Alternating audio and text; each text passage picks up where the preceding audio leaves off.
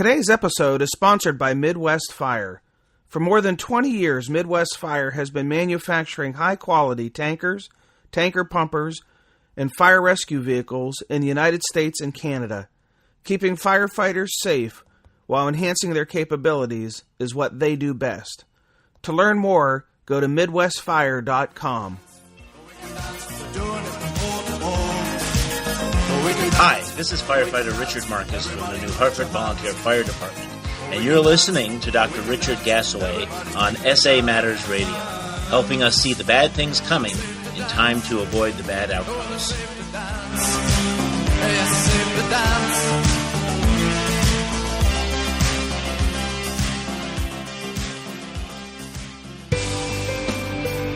Hello and welcome to episode 105 of the Situational Awareness Matters radio show. I'm your host, Rich Gassaway. The purpose of this show is to improve situational awareness and decision-making for individuals and teams who work in high-risk, high-consequence environments. The SA Matters mission is simple, to help you see the bad things coming in time to avoid bad outcomes. I'm coming to you today from Houston, Texas, where I'm in town to deliver 3 situational awareness programs for the Community Fire Department and the Montgomery County Fire Chiefs Association. Hey, in case you missed episode 100, you might want to go back and give it a listen. I'm giving away a free copy of my new book, Situational Awareness Matters, Volume 3. It's a $40 value. Just listen to the episode all the way to the end. That's a hint, all the way to the end. And learn how you can claim your free copy. In today's feature segment, the tables are turned a little bit. Normally, I'm the interviewer, but firefighter Chris Crawford from the Beaver Falls, Pennsylvania Fire Department contacted me and wanted to interview me. Chris is a public administration major at Point Park University and is writing a paper on firefighter training for his applications of fire research class. During this episode, Chris interviews me about how to ensure firefighters are being properly prepared for the job in spite of controlled burn evolutions that maybe aren't as realistic as the conditions that firefighters will face at actual fires. But before I get into today's interview, I want to take a moment to thank the departments and organizations that have hosted some of our recent Situational Awareness Matters tour stop events. Your efforts to bring this valuable and powerful training on situational awareness and high-risk, high-consequence decision-making to your members and others in your region are greatly appreciated. The Delaware Volunteer Firefighters Association, the Minnesota Department of Pipeline Safety, the North Metro Fire Department in Colorado, the Castle Rock Fire Department, the Fire Department Instructors Conference, Texas A&M Forest Service, Fort Wayne Fire Department, and of course where I am now in Houston, Texas, for the Community Fire Department and the Montgomery County Fire Chiefs Association. If you're interested in attending an upcoming Situational Awareness Matters tour stop, you can join me on April 30 or May 1 at the Lebanon Fire District in Lebanon, Oregon, May 3 at the Douglas County Fire District No. 2 in Roseburg, Oregon, May 4 or 5 at the Bend Fire Department in Bend, Oregon. Then I'm going down to Alabama. I'm going to do a 4-day tour for the Alabama Fire College. May 11th, I'll be in Orange Beach. May 12th in Trussville. May 13 and May 14 in Decatur. May 17th, I'll be doing a program for Red Helmet Training in Rancho Cucamonga, California. May 19th, a program for Fire Nuggets in the San Francisco Bay Area. May 31 and June 1, the Alberta Fire Chiefs Conference in Calgary, Alberta. June 3, PEMA Interagency Program in Tucson. This is a fundraiser for the National Fallen Firefighters Foundation, so the proceeds are benefiting the foundation for that one. And then I'm staying over for an encore program on June 6th, another program for the PEMA Interagency Association, and that will be in Tucson as well. June 9th, I'll be at the Spokane Fire Department. June 10th, the Montana Fire Alliance Conference. June 16th, Brighton Area Fire Department in Michigan. June 17th, Eastern Michigan University School of Police and Fire Staff and Command Executive Leadership Program. June 22nd, I'll be at the Texas Intrastate Mutual Aid Association Conference. June 24 and 25, the Cy-Fair Fire Department in Texas. Whew. Then I'm going to take a week off, and I'm going to enjoy the Independence Day holiday here at home with my family. Thanks so much for all those who program hosts. Here's hoping there'll be a tour stop near you and we'll get a chance to meet up. Hey, earlier this year, I did a program in southwest Minnesota and I had an opportunity to stop by and visit my sponsor, Midwest Fire. And I got a chance to sit down and talk to a few of their employees about what separates Midwest Fire from their competitors. During that interview, I asked account executive Dalton Lingbeck about why Midwest Fire doesn't have a dealer network. Let's listen into what he had to say. Okay, Dalton, I got a question for you. No dealer network. What's up with that? Are you guys just not big enough to have a dealer network, or what's the strategy here for not having a dealer network for a fire truck manufacturer? That's a little bit out of the norm. Yeah, no, it's not that we're not big enough. It's really because we actually had people that have come to us and want to be dealers for us, and it's more of a strategy for us to be more direct with the customer. We really want to have direct communication with them, and with the benefit for them as well is that they have direct communication with manufacturing. So really the beautiful thing is that when customers call us and talk to us about trucks, they're talking to an account representative at the facility. So if they have questions that we can't answer, we're 10 steps away from engineering, we're 20 steps away from production. So getting the answers to their questions is really efficient and really easy. It really keeps costs down as well. When you deal with the big guys and they have big dealer networks, they have commission structures for their dealers. You're dealing with a middleman where we don't have those costs. So we look after our customers, make sure that their trucks are affordable, and we make them even more affordable with not having those dealer networks. And then finally, miscommunication is minimal, basically because, like I said, you're dealing with us at the manufacturer facility. We make contact really efficient and it's just direct, so it's really nice. Yeah. So if I go to a conference and I see a manufacturer, they have some trucks there, and their booth is just swarming with people, and I'm not guessing, I know those are all their dealer reps. And then I walk over to Midwest Fire and I see your apparatus on display, and I see some of your people there. Those aren't dealer reps. Those are people from right here in Laverne, Minnesota, that have gone to the conference. And you're talking to the direct people that are going to watch that truck being built beyond the walls that we're sitting in. Exactly, yeah. So we don't bring anybody else except people that work and are employed by Midwest Fire.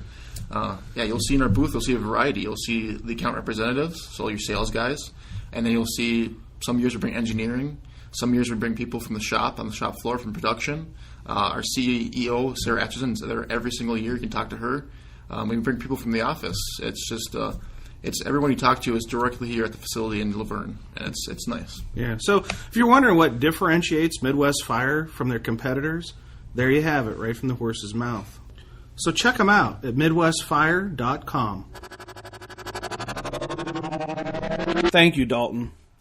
And thank you, Sarah Atchison, the president of Midwest Fire, and all the staff at Midwest Fire for your awesome commitment to improving first responder safety. I sincerely appreciate your support of my mission. Hey, if you're interested in attending an upcoming Situational Awareness Matters tour stop, head over to the samatters.com website and click on the blue box on the right side of the homepage that's labeled Upcoming Event Schedule. More than 500 agencies on 4 continents have hosted a Situational Awareness Matters tour stop event. Has your agency? No? Huh. Don't wait for a near miss or casualty. Be proactive and get your program scheduled. This is good stuff. If you're interested in hosting a Situational Awareness Matters tour stop in 2016 for your department or association, just go to samatters.com, click on the Contact Us tab. On the top of the homepage, we'll get something set up for you.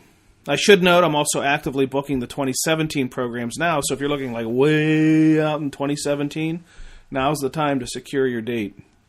Here's a tip for how you can host a program at a reduced cost. I schedule many what I call companion programs. These are programs on adjoining days to other programs. So if you see I'm going to be delivering a program within a couple hours of your department and you think you might want to tag along as a companion, contact me.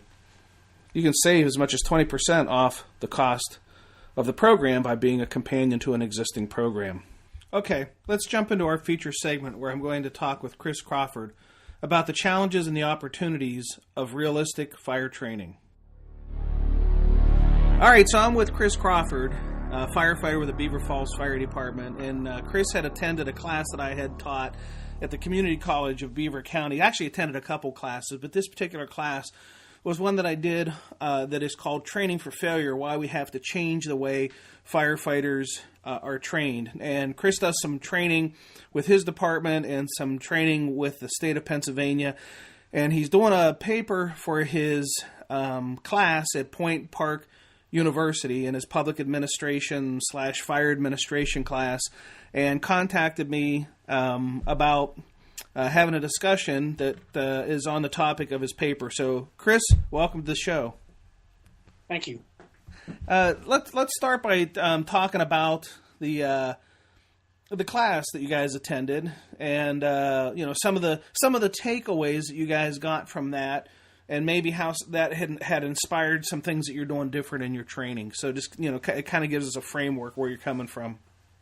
Well, I think that the biggest thing that we took away from it was, when we do burn classes, we make the decisions for all the students. So in the real world, whenever they're faced with it, they don't have an instructor, and sometimes they may not have a chief or captain or whatever beside them to make the decisions. So we have, since taking that class, we have changed the way that we do our classes, and we let the students make the entire all the decisions for the class. So, well, before you tell me what you're doing now, let's back up and tell the listeners, when you said you used to make the decisions for the students, talk me through that, the old way of doing it, and then we'll get to the new way you do it.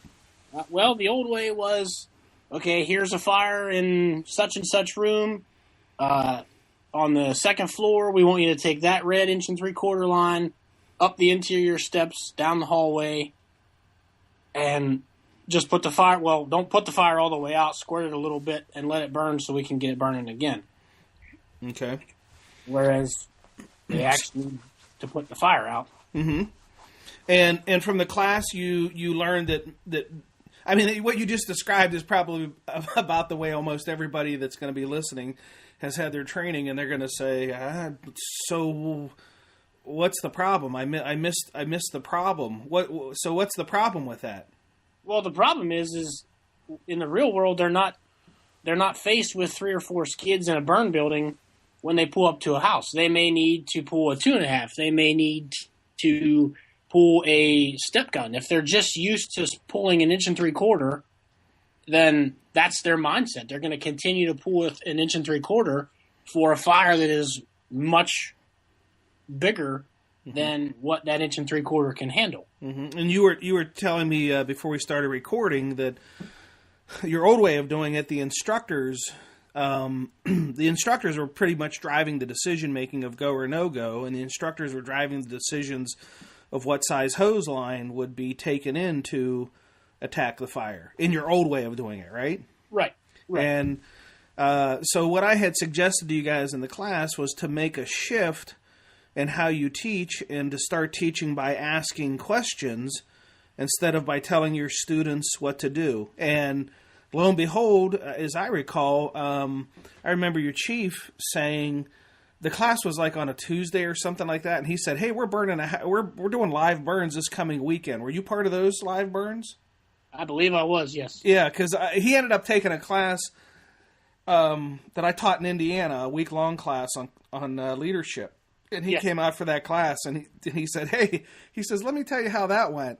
And I said, "Yeah, how'd that go when you did your live fire burn?" He said it was different than anything we'd ever done. It was the best training we'd ever done. I couldn't believe how fundamentally different everything was when we stopped telling everybody what to do and started asking questions. So is that what you guys have done? Started asking questions? That's what we've done, and that's what we continue to do. It's been at least 3-4 years now. We've done it since then, and it seems to be very well received among all the instructors and the students. So I'm on the engine, and I'm there to do the training, and you're the instructor. And you're gonna light a fire up inside the burn building, and I got my crew. And normally how it would go is the instructor would come to the front door and say, "Okay, you guys ready?" And we'd say, "Yeah, we're ready." And you'd say, "Okay, let's go." You don't do that anymore? We don't do that anymore. What do you do? We make them make the decisions. If they want to hit it from the yard, They hit it from the yard. If they want to go get it, they go get it. We don't let them do it if we feel that something's unsafe. We don't let them go into harm's way, but we let them pull whatever line off the rig they want to pull, whatever length line they want to pull, whatever nozzle they want to pull. All the decisions are solely the students. And and I would assume that the first time you guys did that your students were not used to having the latitude of making their own decisions. Were they skeptical? Were they scratching their head? Were they saying, "Oh, what are you trying to do here? You trying to trick me?" Were they skeptic? There was probably a good mix of some yes, some no. Okay. We had some that had never been in a burn before, so okay, they were just, they were doing what they do. But the ones that had been in burn classes with us, it was an adjustment for the instructors as well. But the students, for the most part, they actually kind of embraced it and went with it. They really liked it. Yeah, I bet they did. But because they want to learn how to. Not only they want to learn how to, hopefully, want to learn how to do the hands-on stuff, but they also want to learn how to make the right decisions at the right time for the right reason. That's going to save them and keep them safe or safer. And you guys are giving them the green light to do that. All you're doing is asking them the questions that are setting up. They actually have to think, don't they? Yeah. Yeah. Does that change things? I love it. I absolutely love it. It makes it. It makes it a lot more fun to. Excuse me. It makes it a lot more fun to do that. It really does. Yeah. It gets them involved. It makes them kind of feel like their opinion matters, because it really does. I mean, it's their job. It's their lives. So if they don't feel comfortable doing something, then we don't make them do it. Now, I bet you, when you guys, as the instructors, I bet when you leave for the day, I bet you have a different feeling that you created smart firefighters because they can make their own decisions. Yeah, we can go with that. Yeah, that's how I felt after I started, learning how to do that, and unfortunately, it came very, very, very late in my career that I learned this stuff, but it fundamentally changed the way I look at things. So we were talking off mic, about as an instructor, some things that you guys do, or we do. I would say you guys, we do in the fire service as far as live fire training. There's still some concerns there, even though you're making the firefighters better at making their own decisions. There's still some concerns there that the live fire events that we're doing in training aren't necessarily as real or realistic as real fire events. So kind of frame up for me what the concern is there. Well, it's actually more for my paper. I mean, we kind of talk amongst ourselves as instructors as well, but the problem is we're teaching students how to fight a fire that contains 3-4 skids, some straw, maybe some cardboard, where the fires that they're actually responding to are nowhere near 3-4 skids, some straw, and some cardboard. There's couches, chairs, plastics, everything that comes along with all the furnishings of a house now, and we're not able to show them exactly why we're telling them not to do certain things. Does that make sense? Mm-hmm. So we're now telling them, because whenever I was young in the fire service, the terms as far as ventilation were, vent early, vent often, vent for life, things like that. Whereas now we're saying don't do that right away. You need to be a lot more coordinated with it, and we're not showing why. We are merely just explaining that to them. And from what I see with the younger kids, they need to know why. You can't just tell them, hey, don't do this. And then when they say why, you just say, well, because that's what I'm telling you. We need to be able to show them why. Am I making sense? Mm-hmm. Mm-hmm. Yeah.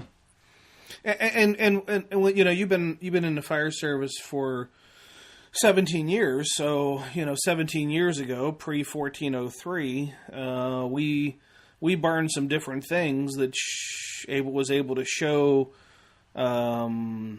different kinds of smoke and different kinds of fire, and you know, 1403 certainly has provided some limitations there, but you know, arguably it was needed. There was you know, there were plenty of documented cases of burn practices that were not certainly not safe. I mean, you know, firefighters were getting hurt, getting burned, and you know, that drove in part the creation of the standard that said we need to have a universal way in which this live fire training is conducted.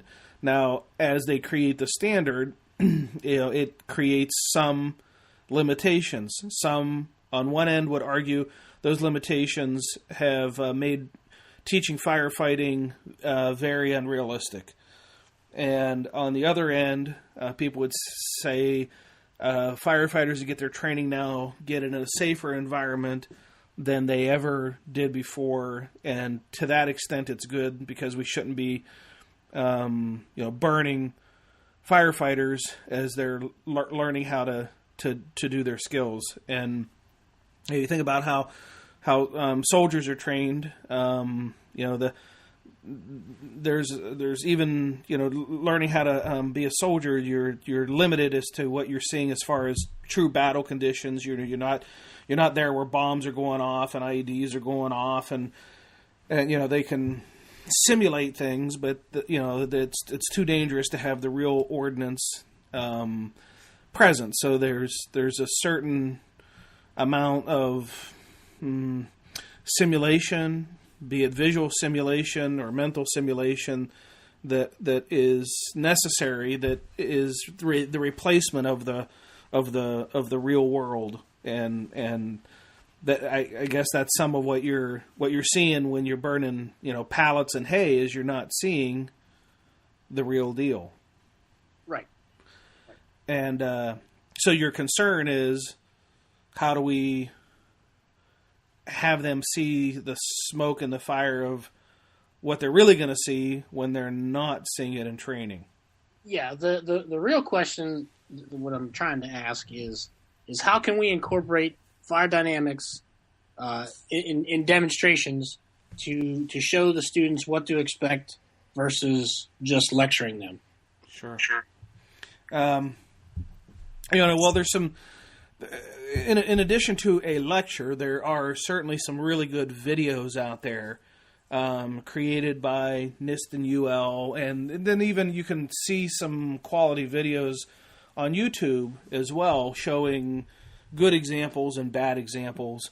And so instead of, you know, when you say lecture, it seems to connotate that a person is standing in front of a room with maybe a PowerPoint going slide, slide, slide. That's what I see as lecture. You know, there's some visual examples that can be used as well to allow them to see this dynamic. And you know, if you're seeing it on video, is it exactly the same as seeing it live?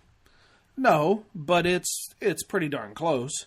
I mean, smoke is smoke and fire, and you know, the way the smoke and fire moves dynamically through a building set up to demonstrate that is not going to be too far off as to what you would do in a burn building, you know, if you could burn other materials in the burn building. So there's a way for them to be able to see that.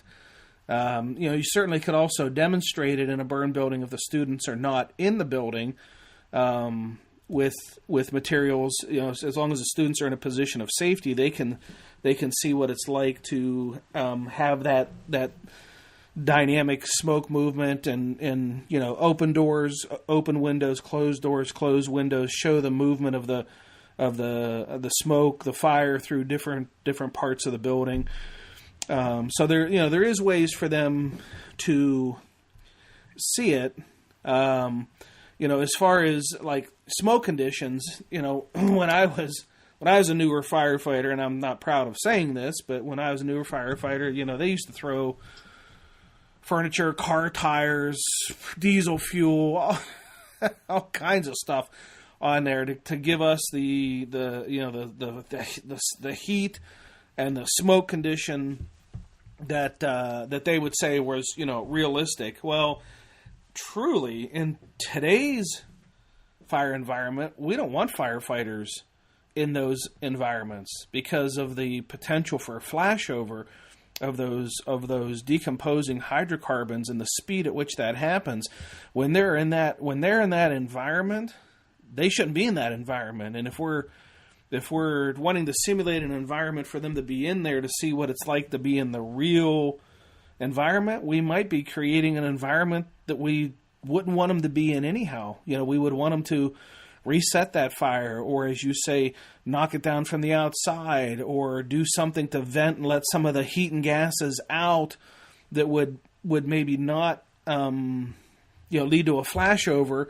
I'm very cautious, as you know, about sending firefighters into these simulated pre-flashover environments, zero visibility, blacking somebody's hood out and sending them in on a fire attack or on a search because you're trying to simulate zero visibility environment, to me is crazy, because then you're going to have them show up at a real fire and they're going to crawl right into a zero visibility fire with a heavy black smoke down to the floor and see nothing wrong with it because they're doing exactly what we've told them to do in training.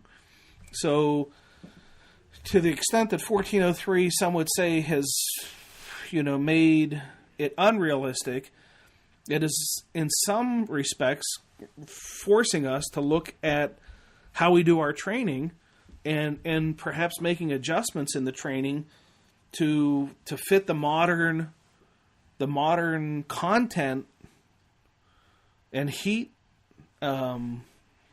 The heat that's going to come off of modern contents inside of a structure. I'll pause, let you talk.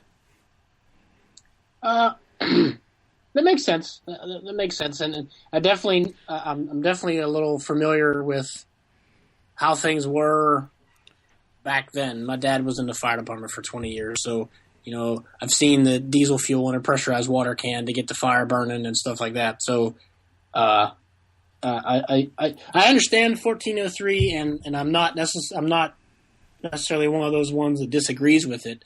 I think it has its place, and we shouldn't be sending firefighters into a pitch black room that's a mere second or two from flashing over. That's definitely not what I'm wanting to do. I don't want to place anybody in harm's way, myself, students, fellow instructors, anybody. Mm-hmm.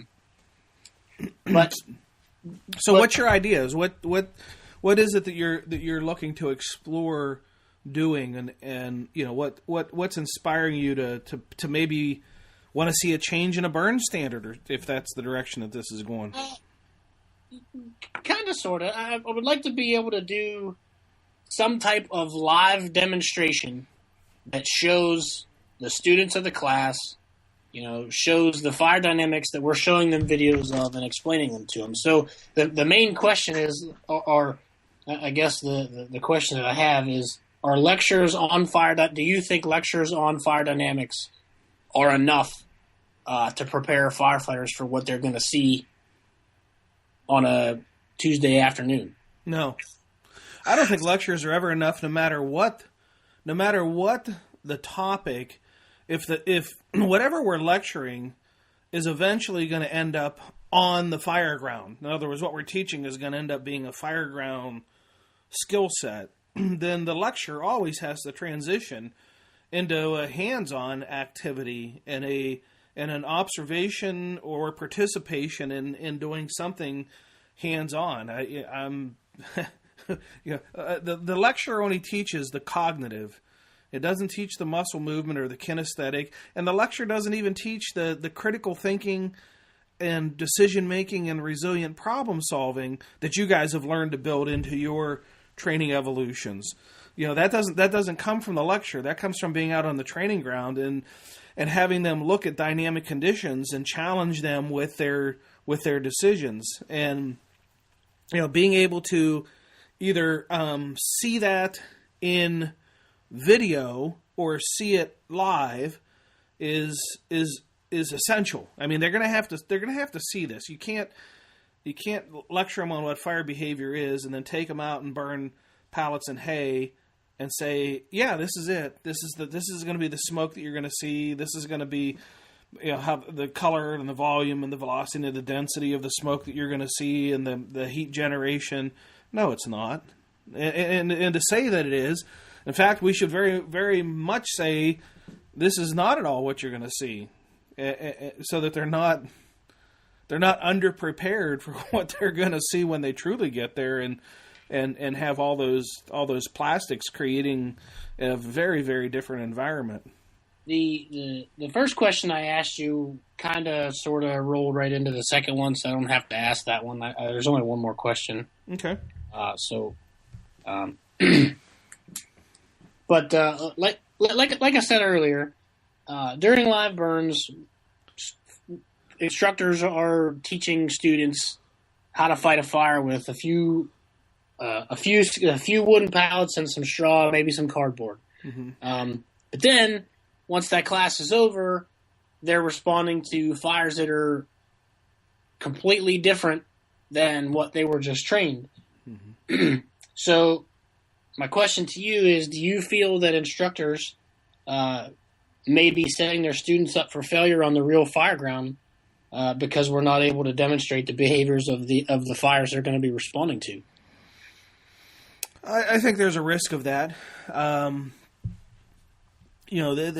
Whenever somebody's inside and they're fighting a fire in a training environment, if they have in their mind, I was able to be successful here, so now I am completely fully prepared to fight real fires. If they're coming out of those hay and pallet fires, high-fiving and backslapping and saying, "Man, I got it figured out. I'm ready for structural firefighting because I've seen it, and I've lived it."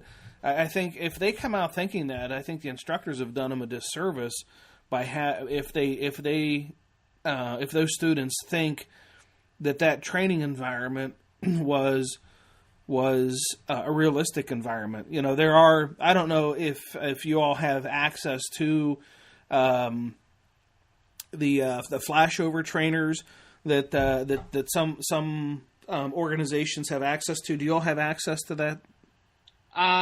I think so. There's a couple local fire academies that have them around us. Okay, so just in the previous 2 episodes, 102 and 103, I interviewed a firefighter that was caught in a residential dwelling flashover, and he was inside this fire with another firefighter searching. And as he looked up, he saw these fingerlings of flames coming across the smoke. And as he saw these fingerlings of flames coming across the smoke, high marks to him for his good situational awareness, he immediately hearkened back the environment that he had seen of the same thing in the flashover simulator as the indicator of the pending flashover. And he turned to his partner and said, we got to go, now let's go. And they turned and they headed out from where they were. Now, they only made it to the front door, and the other guy, and when it flashed over, and they literally had their hand on the door to go out when the flashover occurred, it burned his helmet, it burned his gear, burned his shoulders through his gear, burned his air pack, burned him. But had he not had that flashover training that was much more realistic than a few pallets and some hay, where he was able to observe these clues and cues of pending flashover, and then look up and see it, and immediately know what it meant, and immediately make the decision, they'd have got killed. If he stayed in there for just 5 more seconds, they'd have got killed. Because when that flashed over, they were there at the front door, and he literally fell out the front door onto the front porch, and the engine crew was right there with a hose line to put him out. He was on fire. That's how close he came. So those types of props are very good at allowing us to see different things inside of a fire than what you would see, in a burn building with pallets and hay, and very different than what you would see in a building that's using propane and in a smoke machine. The smoke machine is going to make just one kind of smoke. Maybe the day will come when somebody, and maybe it already has happened, I don't know, somebody will invent a smoke machine that'll make darker smoke, gray smoke, different colored smoke, brown smoke, so that firefighters can see something more than theatrical smoke emitting from a building, because the different smokes, mean different things. And, as far as I know, it might exist, but, I'll just play dumb and say I don't know that it does. But, the more the firefighters are able to see these things, it doesn't always have to be boots on the ground at the training center. They can see these things in simulation. They can see these things in video and still be learning. Although what I would say is get those simulations and those videos out onto the training ground. In other words, you can show it to them in the classroom, but then get those videos and those simulations out on the training ground with their turnout gear on, with a building with smoke and fire in it that smells like smoke, and they see smoke, and they're using the simulations or the videos right there in real time on the training ground. That's a very, very different experience than just sitting at a desk in a classroom watching it. You're really good at answering questions. Well, thank you. I spend a lot of time doing research to try to make sure that what I'm sharing adds some value. Gets people scratching their heads and thinking and saying, "Yeah, there's some value in that for me." And that's what I hope people take away, and that they try it. I mean, if you're showing videos and simulations in a classroom, just get an iPad and take them out onto a training ground and watch how different it is for people when they got their turnout gear on, when the engine is running, when they smell diesel exhaust coming off the engine, when the lights are flashing, when they smell smoke, all these different stimulus that are happening, that are setting alarm bells off in their brain, and it's just a very, very, very different experience than doing it in a calm, quiet, sterile classroom. Very different. Actually, while you were talking, we can do this off the record or on the record, whatever you decide. But you were talking about the type of smoke that comes from the pallets and the hay, which is that brownish, that weird brown looking color. Mm-hmm. But in a burn building, that's the smoke that we see. Where in a house fire, that means that color smoke means a completely different thing. That means that the fire is actually burning the structure, not just the contents. That's right. And I don't know if seeing that is going to make the students in the real world say, "Well, there's more skids," or if that's going to key them into, okay, we have extension into the walls or into the attic or something along those lines to kind of go that avenue. Mm-hmm. Well, here's what I would suggest for people that are doing live fire training. And that is, it all starts with a size up. So you're sizing up the smoke and fire conditions, building construction, and decomposition of the building. Stop sizing up burn buildings and hay and pallet smoke. Stop doing that. There's little to no value in the real world in assessing the construction of a steel building that's designed not to fall down because you're burning in it. It's a burn building. Using simulation or photographs, absent, if you can't buy, a $79 Sims You Share packet or something like that, and you can't get an iPad. If you can't do that, you can use photographs, but, photographs don't show motion, and motion shows speed. And the speed of smoke movement and the speed of flame movement tell you something very important. So if you can use simulation at a burn building environment, no one should ever be sizing up a steel building that's designed to be burned in. Use the simulation and you have them size up a building from your town that you took a snapshot of and created the simulation for. So when they're walking around side 2, side 3, side 4, they're not walking around 4 sides of a burn building. They're walking around 4 sides of a lightweight construction house in the new subdivision in your town. And you use that simulation software and you create smoke conditions that you're not going to see in the burn building. And and then you either teach or ask them if they know already, if they've already had the class part of reading smoke and buildings, then you just ask them, what does this smoke mean?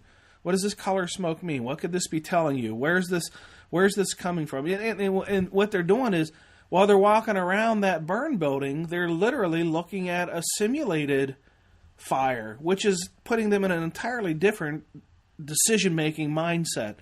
I'm not looking at a still building. I'm looking at a lightweight wood-framed house built 2 years ago. And I should be concerned about flashover. And I should be concerned about collapse. At the burn building, they're never going to be concerned about it because you're never going to create the conditions that are going to lead to a flashover. And hopefully, unless your burn building is dilapidated, it's never going to collapse. So it's never going to be on their mind. And you need it on their mind. That's got to be part of what they're thinking about. And the simulation helps get that on their mind. I really like that idea. I'm sure the others that I teach with will too. And that's something we may have to look into doing. We actually have, I don't remember what the name of the software is, but we do have a simulator a computer-generated simulator. You take pictures of stuff in your area. Yeah. Yep. I never even thought about I never even thought about taking an iPad or a computer or something outside and just giving them all the cues that would be from a fire scene and try to see how things go as far as like reading conditions and everything. Mm-hmm. Now you get them making decisions when they're looking at that. You're gonna up this game to a whole new level now, because they're no longer looking at a still building and looking at the smoke from pallets. They're looking at ordinary construction. They're looking at warehouses. They're looking at trailer homes, whatever kind of buildings you have in your town or their town. They're not looking at the burn building anymore. They're doing a dynamic assessment of even though it's simulation, it looks real. It's got real smoke and realistic smoke and realistic fire and different kinds of smoke conditions, indicating different kinds of things burning, different speeds and different densities, and that's going to drive good decision making. Hopefully they're going to look at one of those simulations you make and say, okay, my decision, no go, not going, not that, no way. Because I see heavy fire involvement heading toward a flashover and possibly even a collapse with that type of construction. So see, as soon as they utter those words, they're now thinking differently than they're ever going to be thinking at a steel burn building. They're never going to stand in front of your steel burn building and say, no, we're not going in because it might collapse. Right. And you mentioned in classes before about, we even mentioned in this conversation about how the instructors were always telling the students, hey, we want to take this line, we want to take it here, whatever.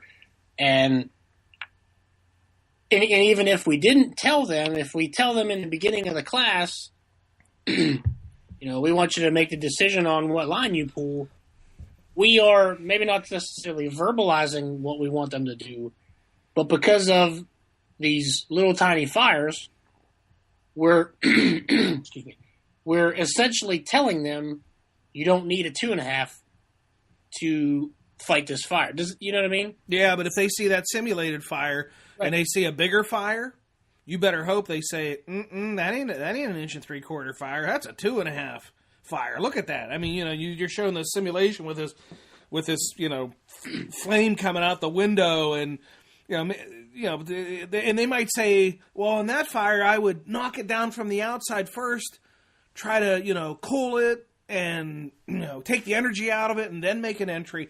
Heck, if you get them making those kind of decisions, they're probably making decisions they're not making on the training ground now. And what drove them to that decision were the clues and the cues and the indicators from conducting a dynamic assessment, a dynamic size up of a simulation that they walked around all four sides and saw. So they're seeing the clues and the cues that form their understanding, that allows them to predict the future, that drives the decision making. And there is the essence of the situational awareness classes that I teach. Your head spinning? Yeah, it kind of is. Yeah. That's good. That's amazing information. Like, really, it's good because I know that you'll take it and you'll use it. You're not just looking to get something to write a paper. Because the last time I was there, when Chief Stowe and you were in that class, I mean, you guys took that and you immediately put it to use like that weekend, and that's to me that's awesome because. How many times I think people just say, "Oh yeah, that's nice," or "We don't have time to do it that way. We don't have time to teach them how to make a decision." Really? Think about how crazy that sounds. You don't have time to teach them how to do it right, but you've got time to let them do it wrong. Right. I mean, that's crazy. When somebody says, "I don't have time to teach them how to do that," what they're saying is they don't know how to teach it.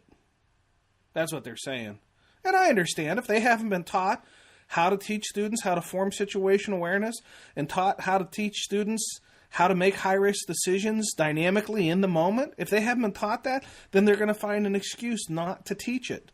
We don't have time to do that. We don't have the right conditions to do that. No, sorry. It doesn't take that much more time.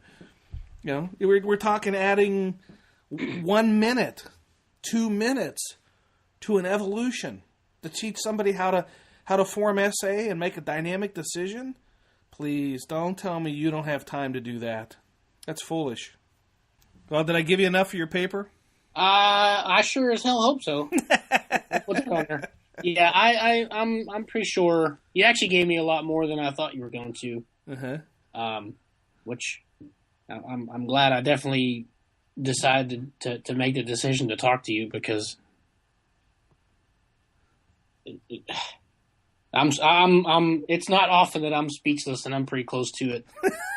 And I'm even relatively still new to the whole instructor thing. I've only been an instructor for 5-6 years, and a lot of the people that I'm teaching with have been instructors for 15, 20, longer years. So I'm still a new kid. Yeah, and I'm actually still with the group that I usually teach with, I am the new kid. I'm still the youngest one, and I'm still the newest one that's there. So, and now that you've seen the light and drank my Kool-Aid, you have to go back to that seasoned group of instructors and say, hear me out, don't kill me and eat me, just hear me out. There might be a better way of doing it than the way that we've always done it.